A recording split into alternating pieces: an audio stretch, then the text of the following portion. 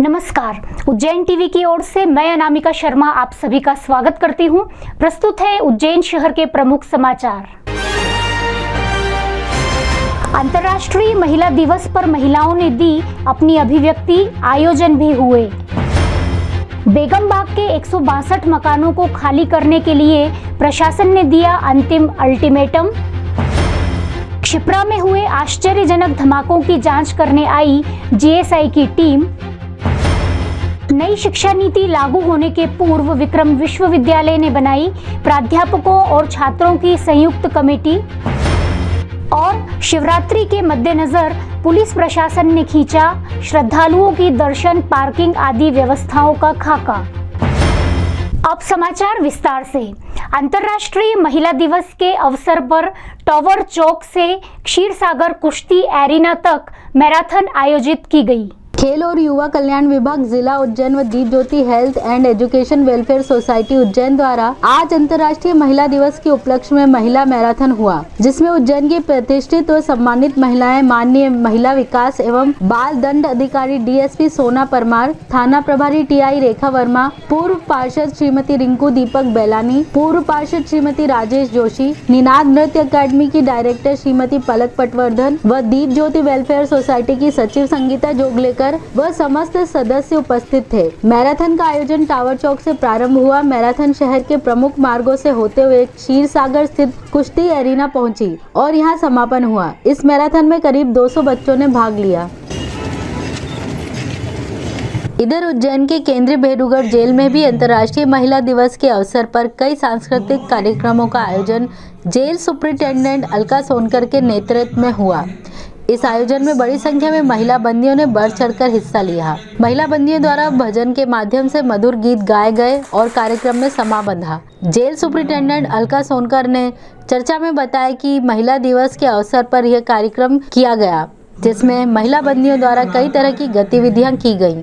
साथ ही jail superintendent द्वारा महिला बंदियों को महिला अधिकारों के बारे में भी बताया गया।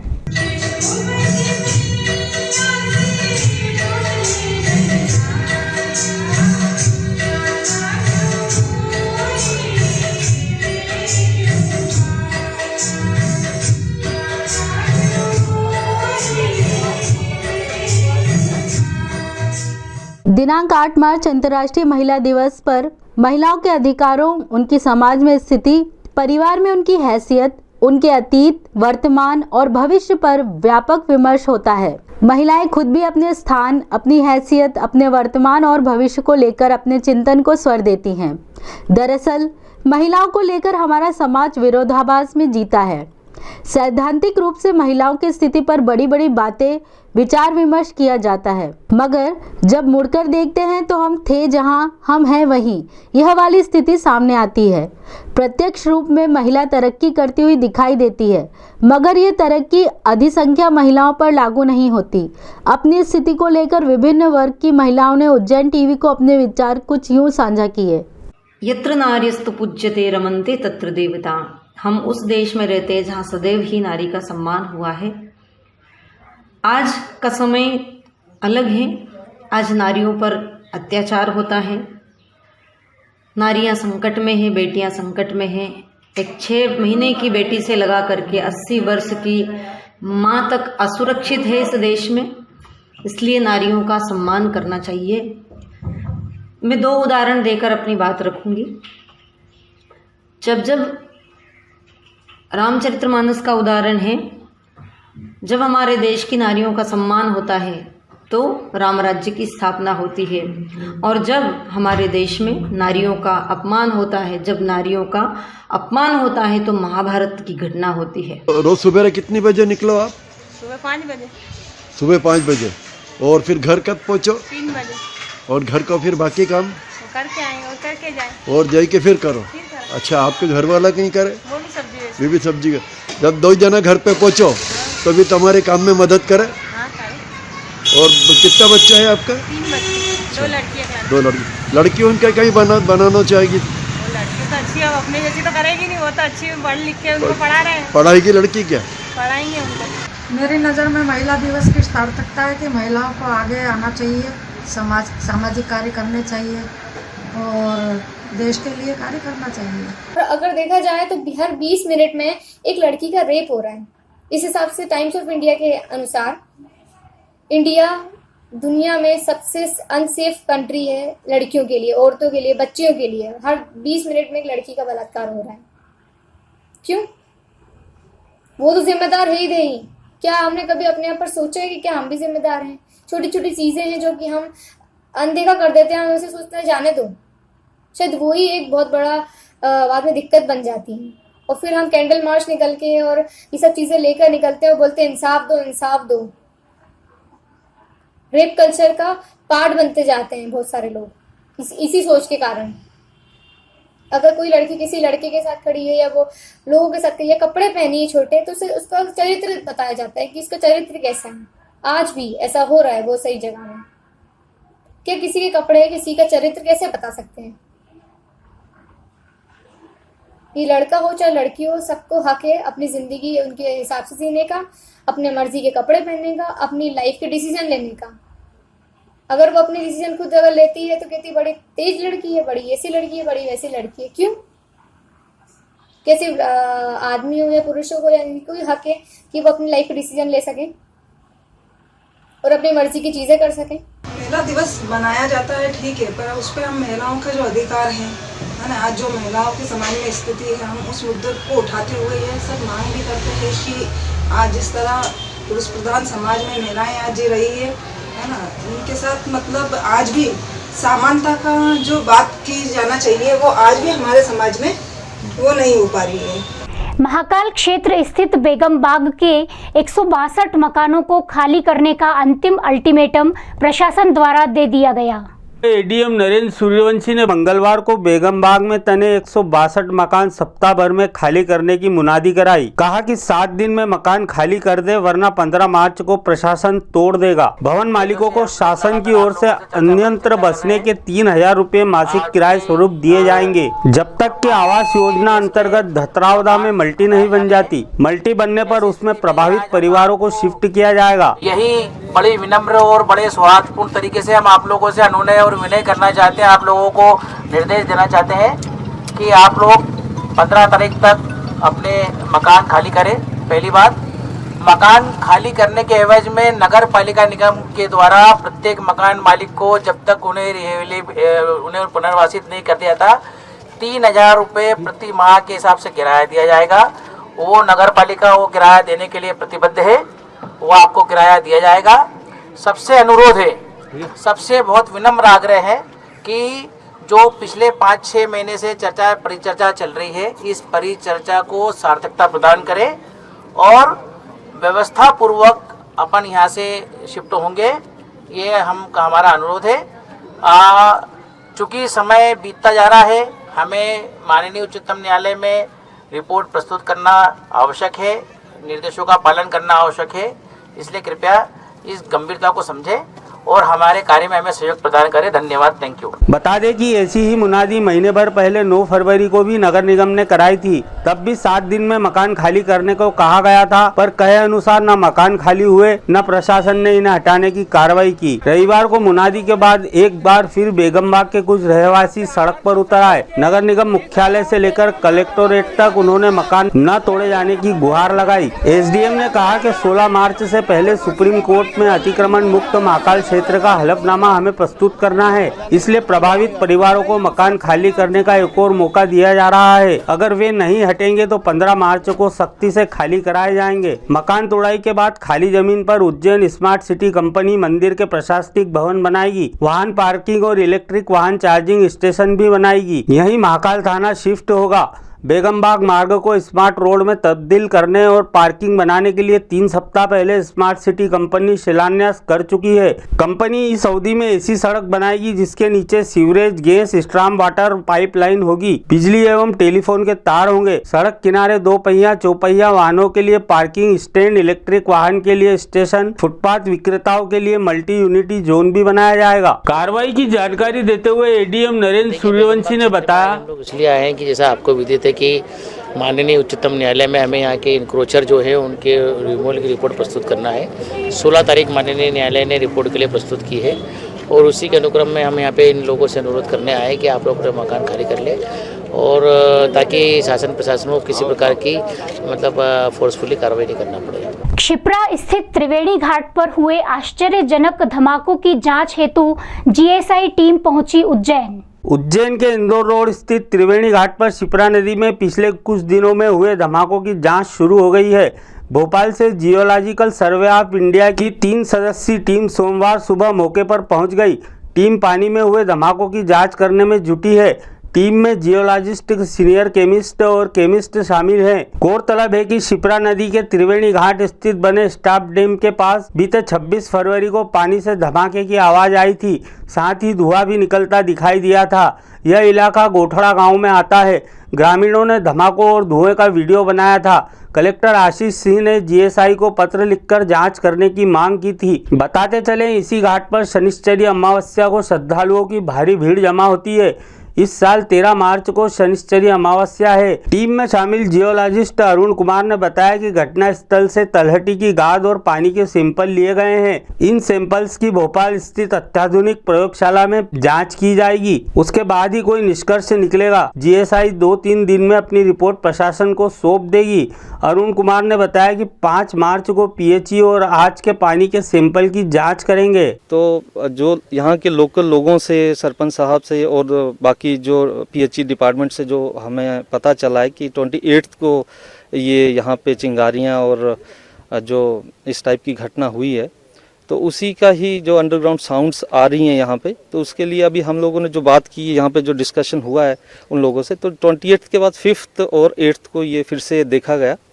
और जो पीएचई डिपार्टमेंट ने जो 5th को एक जो सैंपल कलेक्ट किया था, तो जो लोगों ने यहाँ बताया कि जिस टाइप की जो चिंगारियाँ आई और जो धुआं निकला, तो वही हम लोग देख रहे थे कि किस टाइप का वो था, उसमें क्या फ्लूम्स था, कि कैसा उस टाइम उसकी स्मेल थी। तो उसी से हम लोग देख रहे हैं। और साथ में हम लोगों ने ये सैंपल, सेडिमेंट सैंपल्स और वाटर सैंपल्स कलेक्ट किए हैं। तो उससे हम लोग अपना जो इन्वेस्टिगेशन करेंगे अपनी लैब में, जीएसआई भोपाल में, उसके बाद ही हम लोग किसी निष्कर्ष पे पहुँचेंगे कि क्या हुआ है। अदरवाइज जो 5th को जो सैंपल कलेक्ट किया गया था, उसमें जो बात की है पीएचई डिपार्टमेंट से, वो बोल रहे ऐसा कुछ भी नहीं पाया गया है। सिंपल मतलब ऐसा कोई केमिकल नहीं मिला है। तो अब जल्दी ही इसका रिपोर्ट जो है वो सबमिट किया जाएगा। नए सत्र में नई शिक्षा नीति लागू किए जाने के मद्देनजर विक्रम विश्वविद्यालय ने बनाई प्राध्यापकों और विद्यार्थियों की संयुक्त कमेटी। यह जानकारी देते हुए विक्रम विश्वविद्यालय के कुलपति डॉक्टर अखिलेश कुमार पांडे ने बताया कि माह जुलाई से आरंभ होने वाले नवीन शिक्षा नीति के मद्देनजर कमेटी गठित की गई है, जो भाषा ज्ञान, हिंदी, अंग्रेजी, संस्कृत व फॉरेन लैंग्वेज के समावेश, संस्कृति ज्ञान, सभ्यता व इतिहास, संस्कृति पर विश्लेषण करेगी, जिसको जानने से छात्रों को गौरव का अनुभव होगा और उनमें राष्ट्र के प्रति समर्पण का भाव उत्पन्न होगा। प्रोफेसर पांडे ने अध्यात्म और विज्ञान के संबंध में भी अपने विचार व्यक्त किए। देखिए, शिक्षा जो है यदि अध्यात्म से अलग होती है, पुराने ज़माने में जो शिक्षक भी होते थे वो अध्यात्म से जुड़े रहते थे। आज पूरा विश्व जो है वैज्ञानिकों, जो जितनी हमारी धरोहरें रही हैं, उनको आध्यात्मिकता को जो है वैज्ञानिकता में कन्वर्ट किया है। आज सभी लोग बोल रहे हैं कि भारतवर्ष की जितनी इस तरीके के परंपराएं रही हैं, वो सभी जो है वो वैज्ञानिक है। जैसे आज योगा हम करते थे, किसी समय योगा को लोग मानते नहीं थे, लेकिन आज पूरा विश्व योगा को मान रहा है। आज हम जैसे मंदिरों में जाते हैं, मंदिर में लोग चक्कर काटते हैं, लेकिन घंटा बजाते हैं, लेकिन गलती से क्या है, गलती हमारी है कि हमारी शिक्षा नीति ने इन चीज़ों को बताया नहीं कि इसके फ़ायदे क्या हैं। ताली बजाते हैं तो ताली बजाने का सीधा संबंध जो है हार्ट के फंक्शनिंग से रहता है, हमारी किडनी के, कई प्रकार के इस तरीके से। एक्चुअली ये सब योग हैं, योगा ही है, लेकिन हम भूल गए, हम उसको खिल्ली उड़ाते हैं, मतलब कि हमारी पुरानी चीज़ें सब बेकार हैं।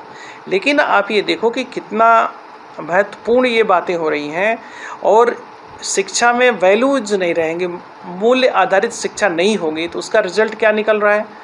आगामी 11 मार्च को महाशिवरात्रि पर्व के मद्देनजर प्रशासन ने अपनी व्यवस्थाओं का खाका खींच दिया। जैसे जैसे शिवरात्रि का पर्व समीप आता जा रहा है, प्रशासनिक अधिकारियों के समक्ष विभिन्न व्यवस्थाओं को बनाए रखने की चुनौतियां भी हैं। एडिशनल एसपी अमरेंद्र सिंह और सुबोध रावत ने महाकाल मंदिर व्यवस्थाओं का जायजा लिया। इसके बाद भी कुछ कमियां सरेआम नजर आ रही हैं। मसलन बैरिकेड्स के अच्छे खासे चक्रियों में इमरजेंसी निकासी की कोई व्यवस्था नहीं होने पर बच्चों और बुजुर्गों के आपातकाल निष्कासन की कोई व्यवस्था नहीं। दूसरा यह कि जो बैरिकेड्स लगाए गए हैं वे गंदे हैं। ऐसा लगता है कि ये बहुत ही लापरवाही पूर्वक लाकर रख दिए गए हैं। व्यवस्था संबंधी जानकारी देते हुए एडिशनल एसपी अमरेंद्र सिंह ने बताया, महाशिवरात्रि के पर्व को देखते हुए सभी श्रद्धालुओं की व्यवस्था को देखते हुए एक व्यापक इंतजाम, एक अरेंजमेंट तैयार किया गया है।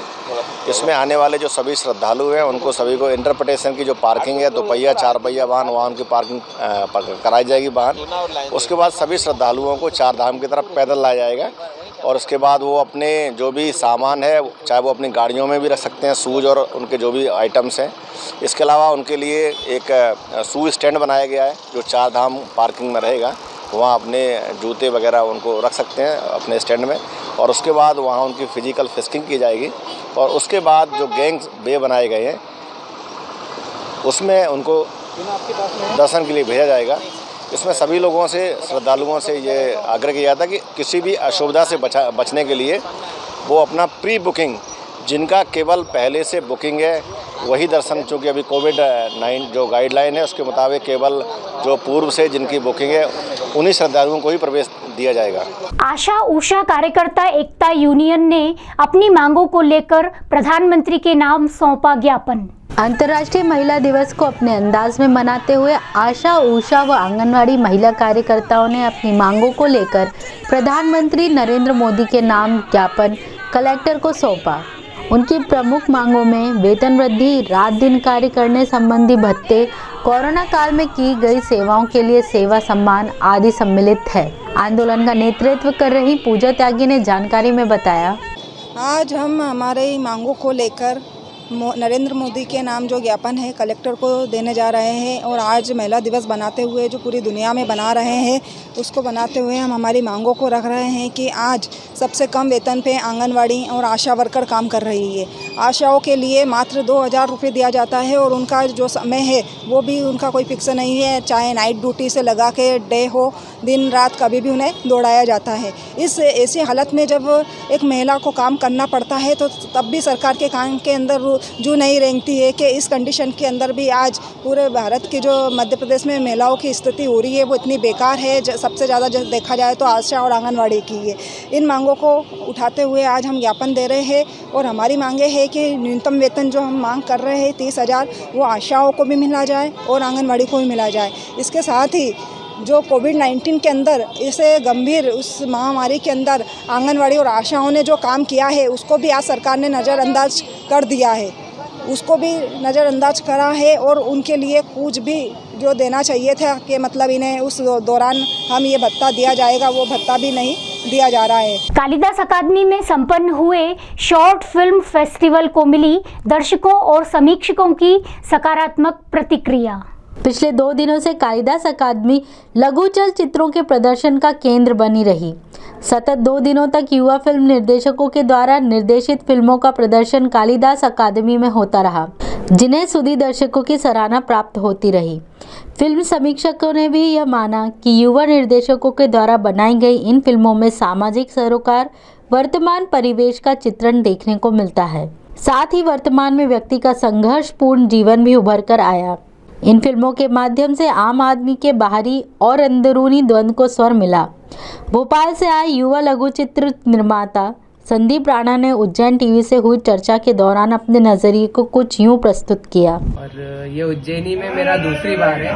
पिछली बार भी जो उज्जैनी शॉर्ट फिल्म फेस्टिवल हुआ था तो उसमें भी मैं आया था और उसमें भी हमारी फिल्म को दिखाया गया था और दोबारा लास्ट ईयर का जो शॉर्ट फिल्म फेस्टिवल था उसमें से टॉप 10 फिल्म निकाल करके ये इस साल भी उसकी स्क्रीनिंग हो रही है। ये आपको प्रेरणा कहाँ से मिली फिल्म लाइन में आने के लिए? फिल्म लाइन के लिए प्रेरणा मतलब मुझे अचानक ही जब फिल्म कुछ देखी, मैंने अच्छी फिल्म देखी तो मुझे इंस्पायर हुआ कि मैं भी, मतलब मेरी सोच थोड़ी ऐसी है कि मुझे समाज के लिए कुछ करना है या बदलना है और अपने विचार है, तो अपने विचार को फिल्म के माध्यम से प्रदर्शित करना या दिखाना मुझे एक बहुत ही कन्वीनियंट लगता है। अब तक कितनी फिल्में बना चुके हैं शॉर्ट फिल्म में? शॉर्ट फिल्म में लगभग 6-7 बना चुका हूँ और उससे पहले छोटी छोटी जो बहुत कॉलेज के टाइम पे बनाते थे तो वो तो काफ़ी हो चुकी है। उत्तरी गोलार्ध में कमजोर रही ठंडी हवाओं के कारण जल्द हो रहा है गर्मी का एहसास। इस वर्ष फरवरी माह से ही लोगों को गर्मी सताने लगी। अधिकतम व न्यूनतम तापमान में लगभग 21 से 22 डिग्री सेल्सियस का अंतर होने से सुबह शाम ठंडक व दिन में पारा उछल रहा है। 21 मार्च को सूर्य उत्तरी गोलार्ध में आना प्रारंभ करेंगे, तब धीरे धीरे उष्णता और तीव्र होने लगेगी।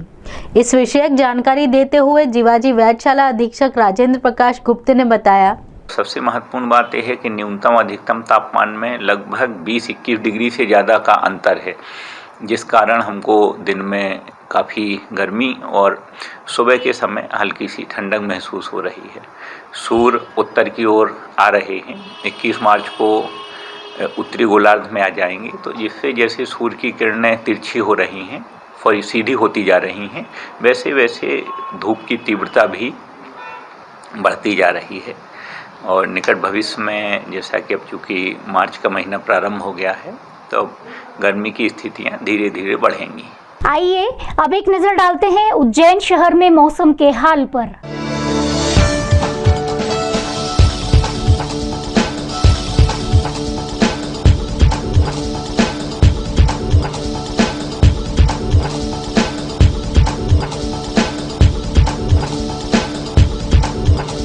अंत में मुख्य समाचार एक बार फिर। अंतर्राष्ट्रीय महिला दिवस पर महिलाओं ने दी अपनी अभिव्यक्ति, आयोजन भी हुए। बेगम बाग के 162 मकानों को खाली करने के लिए प्रशासन ने दिया अंतिम अल्टीमेटम। क्षिप्रा में हुए आश्चर्यजनक धमाकों की जांच करने आई जीएसआई की टीम। नई शिक्षा नीति लागू होने के पूर्व विक्रम विश्वविद्यालय ने बनाई प्राध्यापकों और छात्रों की संयुक्त कमेटी।